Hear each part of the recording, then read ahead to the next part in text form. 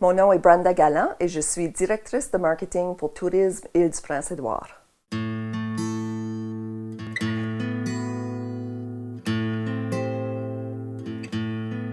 J'ai grandi dans la région évangéline, dans un petit village, le village de Wellington, où il y avait des francophones et des anglophones, mais moi, vraiment, à la maison, c'était toujours en français.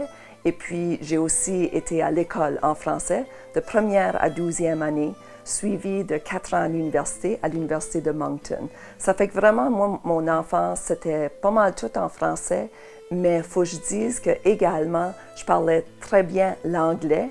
Des fois, c'était peut-être pas pour de bonnes raisons. J'ai appris bien l'anglais, puis même, je voulais pas laisser savoir aux anglophones que j'étais francophone.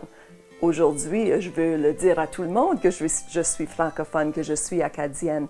Mais dans ce temps-là, je voulais vraiment m'assimiler avec les anglophones, mais en même temps garder ma francophonie. Ça fait que c'était intéressant comme jeune de ne pas réaliser comment important que c'était de garder sa culture acadienne, son français.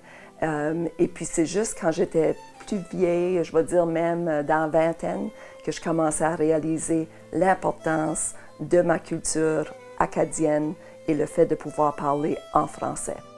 À un moment donné, on a décidé de déménager à Toronto. Et puis, quand je suis arrivée à Toronto, là, je venais juste de graduer de l'université. Ça fait que j'étais vraiment francophone, mais je parlais très bien l'anglais. Puis quand je suis arrivée, c'est là que j'ai vraiment réalisé l'avantage d'être bilingue. Fait qu'on a passé quelques années à Toronto, mais là, on a décidé de déménager de nouveau à nos sources, retourner à l'île du Prince-Édouard. À peu près une année après qu'on est arrivé, j'ai tombé enceinte.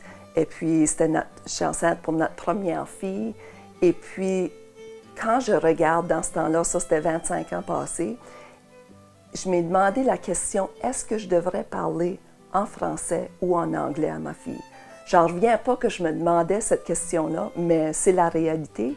On était dans un environnement qui était anglophone. Je travaillais en anglais, les voisins c'était en anglais, nos amis c'était en anglais. Et puis je me suis demandé cette question-là. Puis maintenant, lorsque je regarde de ce temps-là, je suis tellement contente qu'on a fait la décision de parler en français à nos deux filles. Ça fait que quand la première est née, on y a parlé juste exclusivement en français. Puis là, je me demandais à quel âge on va lui introduire à l'anglais. Mais on n'a pas eu besoin de demander cette question-là parce que c'était naturel. Pour moi, c'est tellement important de grandir en français ici à l'île du Prince-Édouard, si on peut avoir cet avantage-là, parce que c'est vraiment une partie de qui on est. C'est l'Acadie qui est dans nous, ou la francophonie qui est dans nous. Il ne faut pas perdre ça. Malgré le fait qu'on est entouré des anglophones, ça c'est juste un avantage, parce que là, on grandit bilingue. Et puis, d'avoir d'autres cultures qui nous entourent, ça nous enrichit.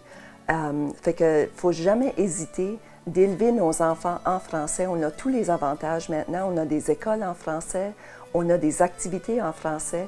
Puis ça donne l'avantage non seulement si les jeunes restent ici à l'île, mais s'ils s'en vont ailleurs au Canada ou même partout au monde. C'est vraiment spécial et puis il ne faut pas manquer l'opportunité.